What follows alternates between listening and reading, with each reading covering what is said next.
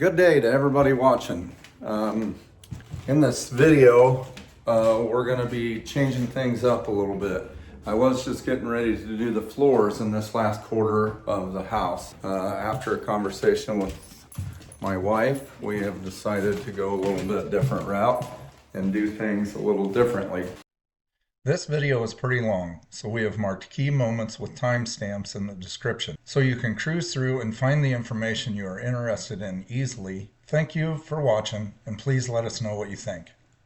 This is the bedroom in the very front of the house. We thought we were just going to paint it and leave it alone, but this wall right here on the front of the house is this wall inside that closet and in this bathroom right here are the only parts of the walls in the house that have not been re-insulated and spray foamed. What we're gonna do in this video today is we're gonna take all the trim off. We're gonna demo those outside walls in the bathroom and kind of show everybody the not so glorious parts of doing one of these remodels. So we hadn't done a demo video earlier in this project, so I'm gonna do one now. Like I said, we're gonna take all the trim off. I already took some of the trim off on the floor and prep the floors. I'm gonna cover them up and cover the floor up in there, move everything out, tear out this bathroom.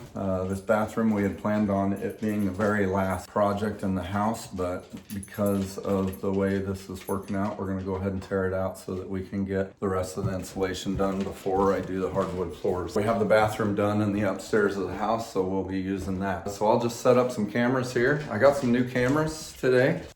First person camera, little bitty thing. I'll be wearing that and we'll see what we come up with for a video. Keep watching, and everybody please let me know what you think. Like and share our videos and subscribe if you like what you see.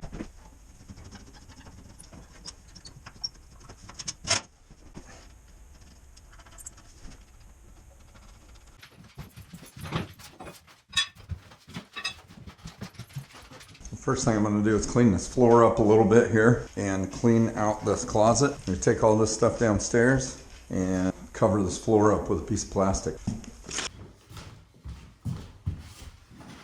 We got Nova here helping us out today.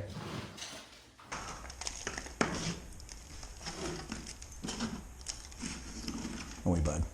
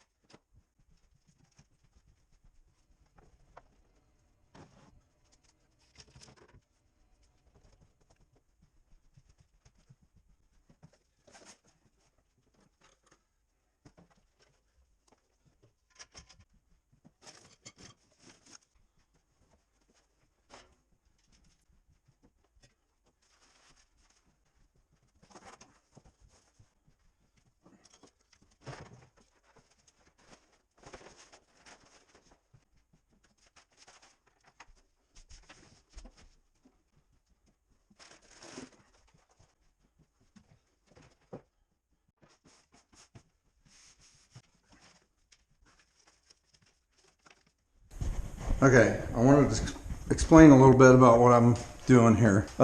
This is the original subfloor, and as you can see, there's holes in the floor. So I'm going to take this cardboard and I'm going to cover this so that I don't get a bunch of stuff in the basement, because I got to tear this plaster out of here. When we did the demo in the rest of the house had carpet in the whole house. I just left the carpet in when we did the demo before because I thought it would protect the hardwood floors a little bit. It was a good idea, but it was a bad idea. This plaster is so heavy, it gets embedded in the carpet and you just about can't carry it to get it picked up and out of here. We had to cut it in very small strips.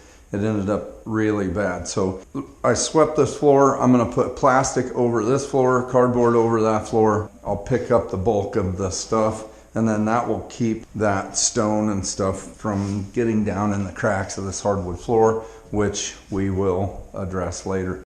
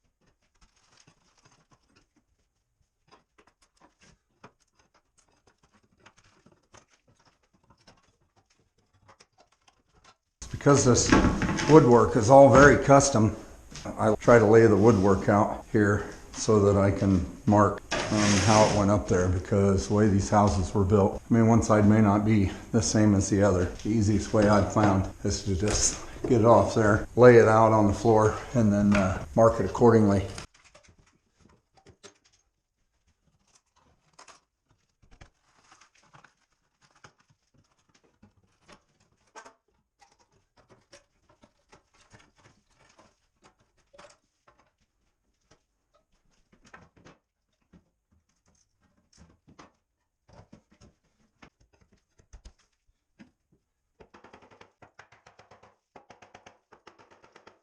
Some of this woodwork is going to be very brittle, so you kind of have to take your time and do the best you can, and sometimes it just breaks anyway, and that's when you have to remake it. It's not impossible, but it's not all that fun either. And the way the pieces are all kind of put in, interlocked when they're going in. I'll show you guys another reason that's a good reason to take these walls apart. They're not necessarily have to. Some of it's insulated just fine, but underneath every window in the house, there'll be no insulation. Because like I had said previously, these houses are balloon construction, and I'll show you what I'm talking about there. They build the walls, they put the plaster on, then they pour the insulation down inside the wall. Anywhere that it doesn't go all the way up, no insulation gets underneath the windows or any headers or anything like that. It was the best thing they had at the time. Actually, it worked pretty good.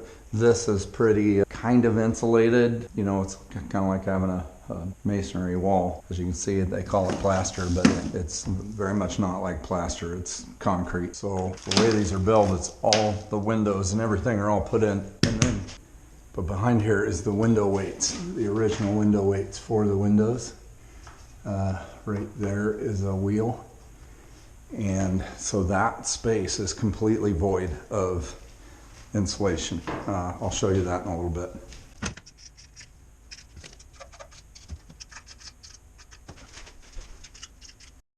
So I got my Sawzall. If you put that blade in there, you can feel there's a nail there.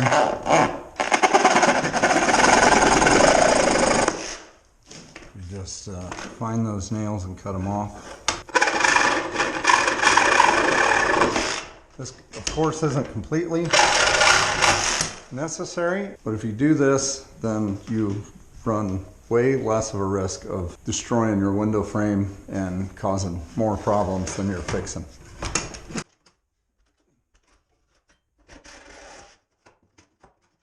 So if you just run down one side of it there, and then find this spot here, pull that away. I'm not really worried too much about this side because you're not going to put this board back in anyway, because there'll be insulation in its spot. But really, all you just got to find a way to start getting it out of there. Some of these nails will break. It's okay, not a problem, as long as you're not doing any damage to this side. So this is what you got in there. Got these old window weights. We live on the Mississippi River right here, and actually guys really like these for fishing weights. So I saved those for a friend of mine that fishes here on the Mississippi River. You can see some light even coming through there. So this space right here is right next to this window. There's brick right here, a little bit of light. That creates a really bad, there's a lot of light up there next to the outside lintel. So spray foaming this will really make a big difference in this house. And by the way, you could even do this if you weren't going to tear the rust out, if you're just putting new trim, if you were doing a remodel, an updated remodel. We're not. We're kind of doing a restoration. We want this house to look like it did in 1924.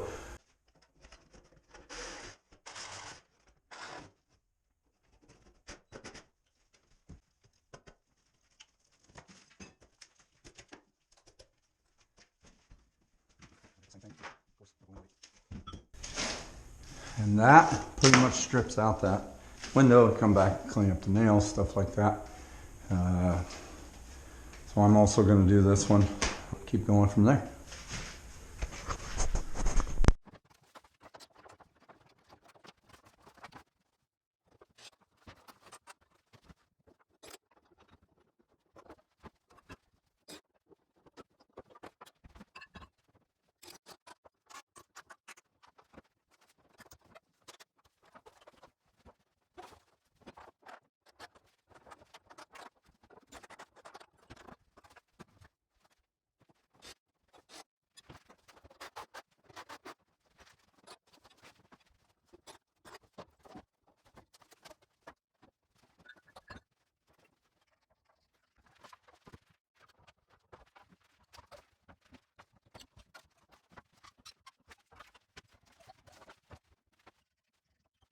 Okay, so we got all the trim out of this room. We got to get out. Wanted to show you another little trick that we found out when we're doing these plaster and lath houses. Now, when we're done with this house, I want the walls to look like they're plastered. We probably will not plaster them. It'll probably be sheetrock, and then we'll do a treatment on the outside of the wall to make it look like it should. So that being said, this wall and this wall, we will not take the plaster off. Basically, there's no reason to take the plaster off, and you just can't hardly get any better than these plaster walls when they're in this good a shape. This wall and this wall we have to take out.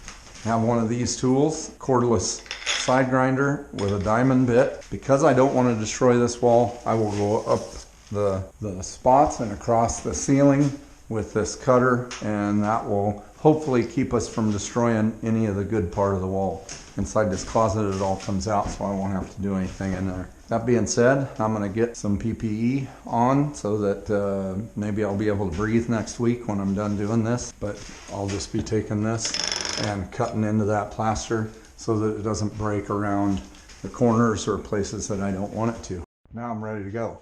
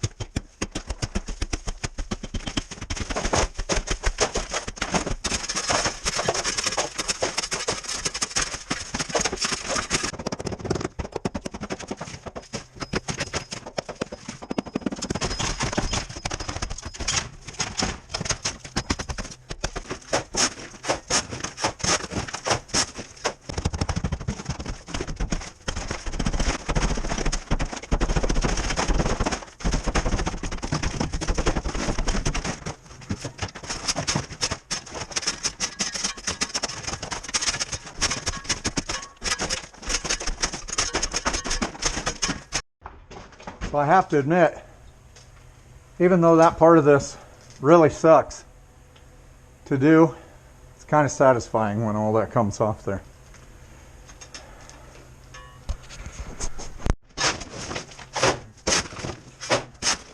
Okay, I just wanted to show you guys what a person looks like after really any time, 10 minutes to 10 hours of taking off that plaster and lath. This is what you look like. You're completely full of dust and dirt and grime. So be prepared for that if you have one of these projects. Like I said there, it's not fun and it's a pain, but it is kind of satisfying getting all that to peel off the wall like that. My wife and I have done several of these plaster and lath houses where we're taking part of it out and leaving part, or some of it we're taking a lot out of it. And I don't know if you noticed there the way I was doing it. I take all the plaster off by beating it up like that. And the reason for that is that scoops up very easy when it's all busted up like that. I have several times in error just smashed through the wall and pulled all the lath and the plaster off at the same time. That makes it an absolute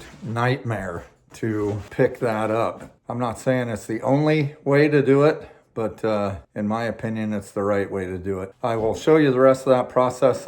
We're going to peel some more plaster off in the main room, and then we'll peel that lath off.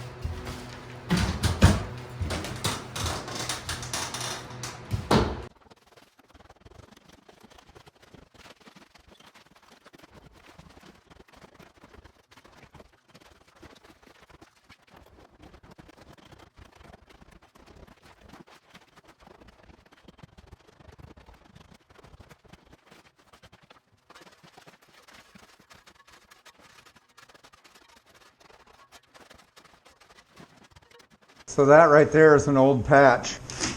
This is plaster, like drywall. And you can see the patch there. So this definitely needed done. This was not a very good solution to whatever problem they had. But who knows how many years that lasted. It might have lasted quite a few years and got them by. But when we're done here, it'll be done right. And I'll sleep better at night, even though it probably won't be in this house.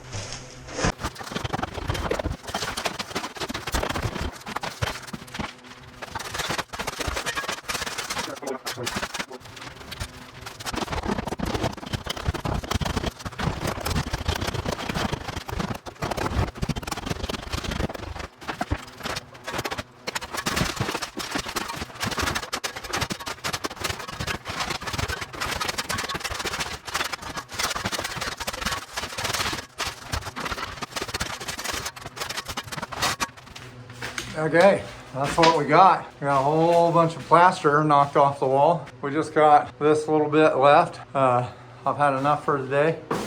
I'll do that tomorrow and we'll get that off. We'll get this all cleaned up and then we're gonna start taking the lath off here. I'm more and more glad that we did this because no insulation in there whatsoever. I'm gonna get a little stick, I'll show you. There's some insulation stuffed in there. There's none around that window. These two chases have it. There is insulation up above that window, but there must be a board up here or something. I was telling you, you pour that insulation down in there. There must be a reason that it got stopped. So that is an enormous amount of space with no insulation. There is insulation in this closet here. This is, so two chases have it, one doesn't. And I'm glad we did this. It's gonna be much nicer when we're done. So a little bit more plaster to tear off right there, and then we'll start tearing off the lath, and I'll show you that tomorrow. Here we are getting ready to get started on this house again this morning. Just to let you know what we got going on today. Kind of a big day. I'll put that dust barrier down here in a minute. This room, we got quite a bit of it done yesterday. Ended up getting this wall out of here. We're gonna get the plaster off of that wall and then we're gonna continue in this bathroom. So in here, it's still kind of a whole bathroom. So we got the vanity that I'm gonna take out. I'm gonna take out this mirror and then the plaster in this entire room. So the shower will get taken out. All of this trim work off the window. We're gonna strip this room down to nothing. So we're gonna get started with that today. Try to set up the cameras the best I can and keep the dust off of them. Bring you all along with us.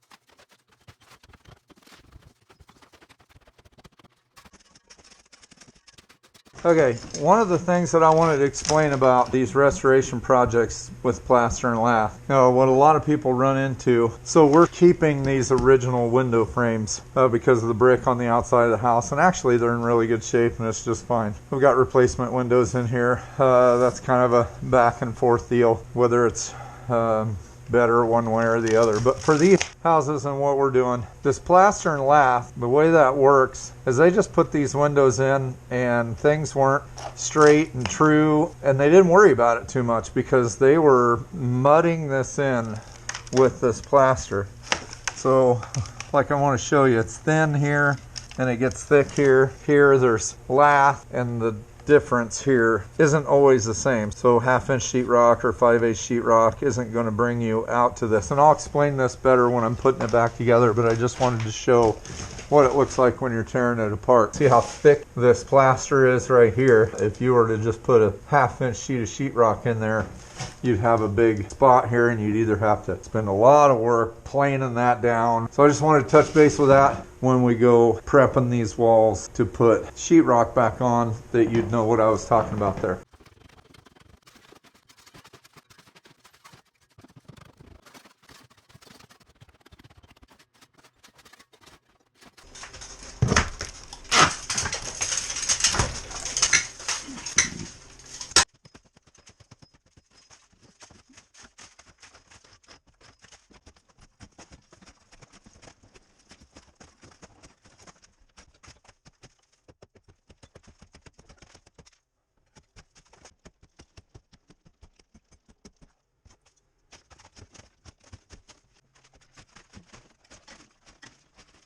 Okay, here's our end of the day video. We got most of that cleaned up. We got, looks like all of the plaster out of this bathroom. And here's the closet. I knocked a little hole in there for ventilation. We'll be back at it in another couple days when I'm off work. We did get all the plaster off here. We still have all the lath on there. So the next video we'll be tearing all this lath off and taking the insulation out and making another big mess. So we'll see you then. Good morning. We're getting ready to get started taking this lath off of these. So what we have going on is some interior walls that we're not taking the lath off of, and these exterior walls, because we're insulating these, all this lath has to come off of here. There's a wall here in this bathroom that the lath will come off of, and all the exterior walls this will come off of. One thing I wanted to show you a little trick about taking lath off so this wall is plaster and it's gonna stay. And this wall, it ends right here. So this won't be a problem. We'll be able to take this lath off right here, except for here. These pieces of lath actually come from the living room. So you have to be careful when you're tearing this apart, because if you go smashing that, it will tear up the wall on the other side and possibly tear up this wall. So we'll leave that right there. If we need to get into that chase, you need to cut that with a Sawzall so it doesn't tear stuff up. It's the same thing up there.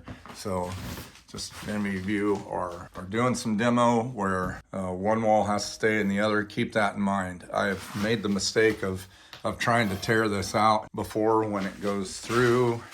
Here's another example of it. And this is what I did. I just took a Sawzall and run down the edge of that wall, so that when we tear that off, see this other piece, then it won't tear up this part of this plaster on this wall. So we'll take the Sawzall and we'll go all the way up that corner so that we don't tear this up. When we're tearing that lath off, it won't tear up the wall. I've got some help today. This is Keith. Hi everybody. Keith is going to help me tear some of this apart, so you'll get to see some of his footage of his hard work of tearing all this lath off of here. So here we go, dirty and dusty. Works like a charm. Keeps on a little bit of the dirt out there. Yeah. Okay. All right. Well. Yes, sir. All right. Well, I would be lying to you if I told you I did this before, but Paul seems like a pretty well-read guy on this, and he gave me the basic rundown of it. So it doesn't look like very complicated work. It's just labor. And Paul is my friend, but right now he's my employer. So I got to make sure I do a good job here. That's the goal right now. Just watch what I'm doing, take my time, probably start from the middle glass and go out to make sure we get every nail out. Like Paul said, he doesn't want to deal with nails, and I don't want him to deal with the nails, so I'm trying my best here to make sure I get them all out. That way he doesn't have to work around them and mess with them later. Pretty handy tool he gave me. And he told me some of them will break, and that's all right. Yeah, I guess if you have any lath in your house that you're looking to demo, it's a pretty good video to look at. these four, and then in the middle, hold on to them, grab onto the nails that way. I mean, this house is 100 years old, guys. Grab a hold of them just so they have some tension. When I push, the nails will slip out easier. Pretty fun. I don't mind it. Help Paul out, so that makes you feel good. Okay, not bad so far. I'm gonna have to grab a step ladder to do that, but right now, as you can see, I mean, no time at all. About got this portion here out, 5 minutes. And now we just keep chugging along here. And this is what the workspace looks like now. Got a lot of that cleaned up. So we're going to pick up my work area and get into the other room and keep trucking.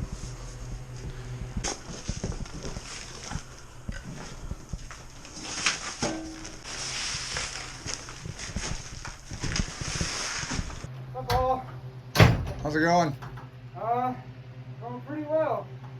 This camera died, so Oh, did it? yeah, Here, give it to SD me. card's full.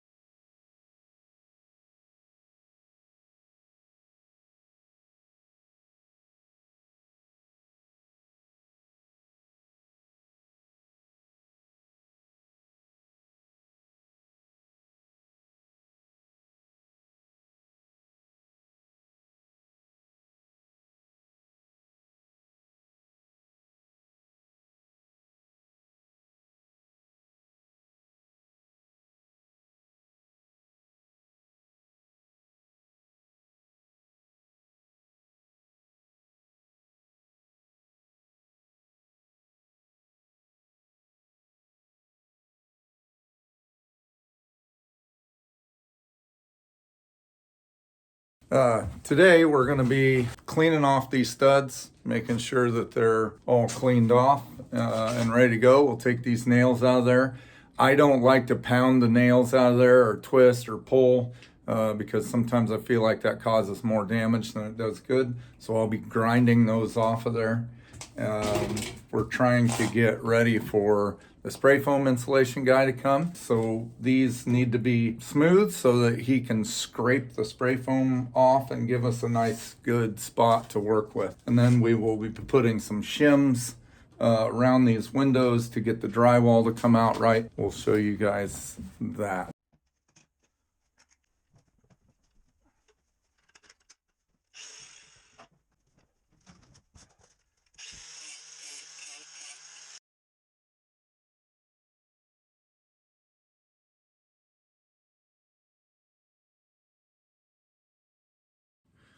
One more thing that we're doing to prep for the foam guys is we already had new electric put in this room, and they run them up through the floor here, as you can see. The old Plaster and Lath, these boxes float in the middle of studs. So I will be taking these boxes out, putting some boxes in that attach to these studs. That way they can foam around that, and we won't have that hassle later on.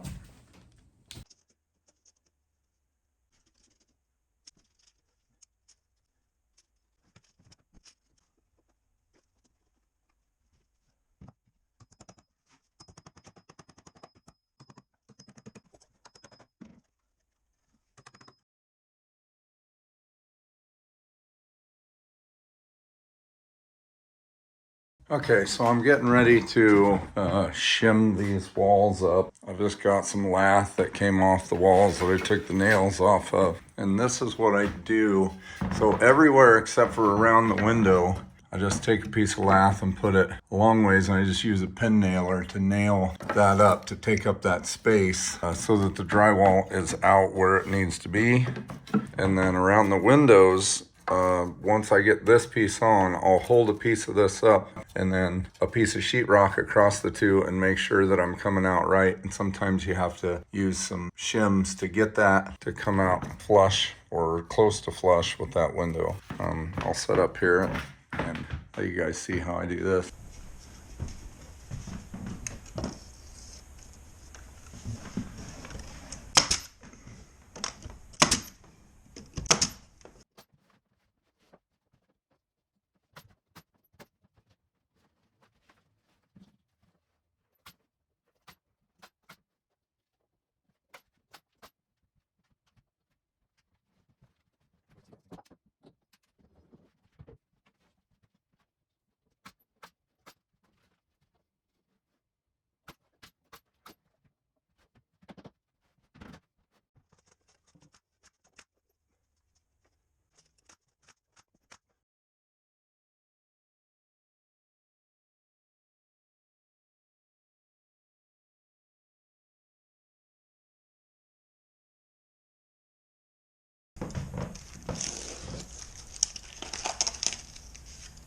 Okay, here's an example of some of this lumber.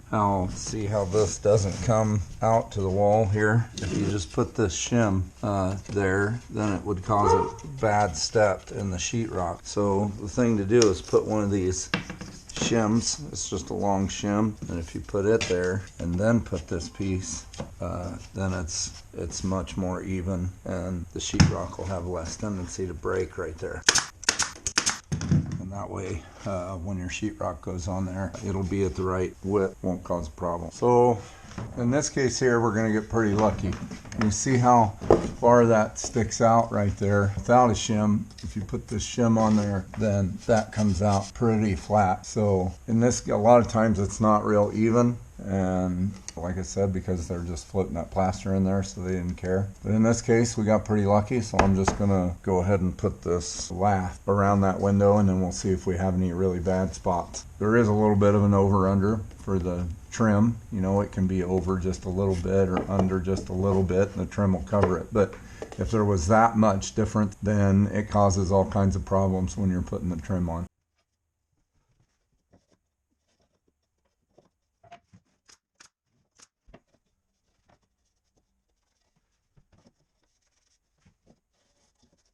And with that, we're just going to finish shimming these windows, but that's how you get those to come out so that the trim will come out good on these old houses that aren't built real straight. So that'll be the end of this video.